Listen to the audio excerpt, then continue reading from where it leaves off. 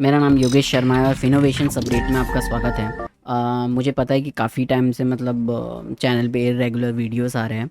कुछ internal issue की वजह से काफ़ी डिले हो रहा था और अब हम ट्राई करेंगे कि वीडियो लगातार बनते रहे और अपलोड होते रहेंगे। तो चलिए स्टार्ट करते हैं पहली न्यूज़ से। निफ्टी 50 38 पॉइंट से आज डाउन है। अगर परसेंटेज की बात करूँ तो 0.18% से डाउन है और निफ्टी 50 क्लोज हुआ है आज 21,418 पे लेवल पर और सेंसेक्स क्लोज हुआ है 71,315 के पॉइंट्स पर।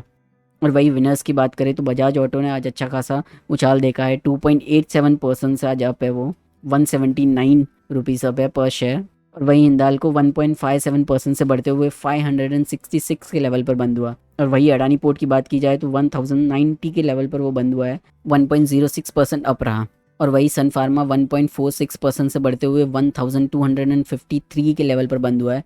और अगर मैं रिलायंस की बात करूँ तो 2520 के लेवल पर बंद हुआ है, जो कि अराउंड 1% से बढ़ा है। और वही लूज़र्स की बात की जाए तो पावर ग्रिड रहा सबसे बड़ा लूज़र आज के दिन और वो शेयर बंद हुआ है 232 के लेवल पर 2.11% की गिरावट के साथ। और वही दूसरे नंबर पे है आईसीआईसीआई बैंक 1.20% की गिरावट के साथ 1024 के लेवल पर बंद हुआ है। और अगर मैं आईटीसी की बात करूँ तो वो भी 1.36% से डाउन है। और जेएसडब्ल्यू स्टील अराउंड 1.17% से डाउन होते हुए 857 के लेवल पर बंद हुआ है। और इसका मेन रीज़न है इस शेयर का गिरने का कि उसके जो चेयरमैन है सज्जन जिंदाल, उन पे एक आरोप लगा है, तो उसकी वजह से ये शेयर डाउन है। और अगर मैं लास्ट लूज़र की बात करूँ तो वो है टेक महिंद्रा 1290 के लेवल पर बंद हुआ है, अराउंड 1.23% की गिरावट के साथ। बढ़ती है अगली न्यूज़ की तरफ। सिर्फ 10 दिन के बाद जब गवर्नमेंट ने बैन लगाया था कैन जूस यूज़ करने इथेनॉल के प्रोडक्शन के लिए, अब गवर्नमेंट ने यू टर्न ले लिया और उसको रिवर्स कर दिया है। अगर मैं लॉन्ग स्टोरी शॉर्ट की बात करूँ तो नितिन गडकरी ने ये कुछ सालों पहले ये बोला था कि अगर हम इथेनॉल को पेट्रोल के साथ मिक्स करके अगर हम व्हीकल्स में यूज़ करें, इंडिया का जो इंपोर्ट का जो बिल है वो बिलियंस ऑफ डॉलर्स कम हो सकता है। और वैसा ही कुछ हुआ। मुझे पर्सनली ये लगता है कि ये जो बैन लाया था ये इसलिए लाया था क्योंकि इलेक्शन आने वाले हैं और गवर्नमेंट को डर था कि अपोजिशन इसका एक मुद्दा बना दे कि शुगर के प्राइस बढ़ रहे हैं, महंगाई बढ़ रही है। तो इसको कंट्रोल करने के लिए गवर्नमेंट ने कहीं ना कहीं ये बैन लाया था। और ये भी माना जा रहा है कि शुगर केन का जो प्रोडक्शन है वो थोड़ा कम होगा इस साल, तो इसकी वजह से भी ये बैन लाया गया था। लेकिन अगर मैं रिवर्सल की बात करूं तो गवर्नमेंट ने भले ये रिवर्स कर दिया है, बट इसके साथ ही साथ एक कैप भी लाया है जिसमें 17 लाख टन्स उन्होंने एक कैप लगाया है फॉर 2023 टू 24 सीज़न के लिए। ये बैन लाने के बाद काफ़ी जो कंपनी है, शुगर कंपनीज है, उन पे काफ़ी उनके प्राइसेस पे काफ़ी प्रेशर पड़ रहा था। और ये कंपनियों ने गवर्नमेंट से अपील की कि वो बैन को रिवाइज करे या पार्शली हटा दे, तो वैसा ही कुछ हुआ। जैसे ये बैन के रिवर्सल का न्यूज़ आया, जो शुगर्स के जो स्टॉक्स थे उनमें आज काफ़ी तेज़ी देखने को मिली आज के ट्रेडिंग पीरियड में। जैसे कि अगर मैं ये आप स्क्रीन पे देख सकते हैं, बलरामपुर चीनी मिल्स आज 3.52% से अप रहा, 398 के लेवल पे वो बंद हुआ। और वहीं दूसरी तरफ अगर द्वारिकेश शुगर इंडस्ट्री की बात करें तो वो 5.36% से आज बढ़ा है।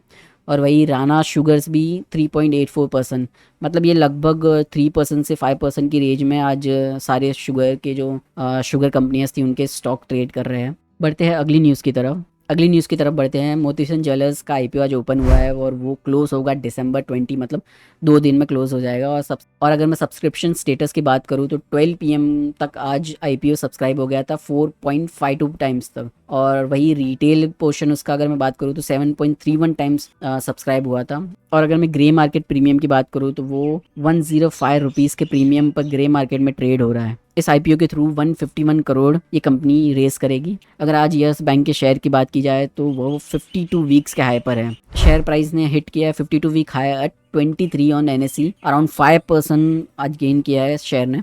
और वही अगर मैं फंडामेंटल स्ट्रेंथ की बात करूँ तो ये पोस्ट 2018 अगर देखा जाए तो यस बैंक जो है वो यूपीआई में एक लीडर है और एनईएफटी ट्रांजैक्शन में भी एक यस बैंक जो है एक लीडर है। आप जो यूपीआई पेमेंट ऐप यूज़ करते हैं उसका जो बैकएंड का पूरा जो सपोर्ट है वो मोस्टली यस बैंक ही करता है। बढ़ते हैं अगली न्यूज़ की तरफ। प्रेस्टोनिक इंजीनियरिंग का डेब्यू हुआ है आज एनएससी एसएमई के इंडेक्स पर एट 140 रुपीज़ और 94% अबो इशू प्राइस हुआ है, मतलब 94% का लिस्टिंग गेन मिला है। वही शेयर्स इनिशियली डिप हुआ था 139 रुपीज़ पे।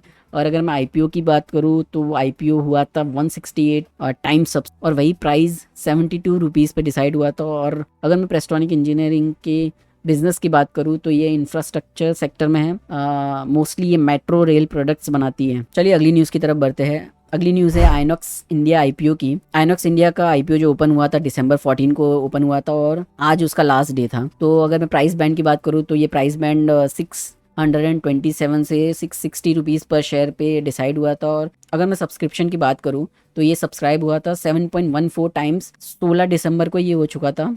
अगर मैं ग्रे मार्केट के प्रीमियम की बात करूँ तो वो अराउंड 90% के प्रीमियम पे ट्रेड हो रहा था, अराउंड 560 रुपीज़ पर शेयर। चलिए आज के न्यूज़ यहीं एंड होते हैं। अगर वीडियो अच्छा लगा तो लाइक करें, सब्सक्राइब करें और शेयर करें। चलिए मिलते हैं नेक्स्ट वीडियो में।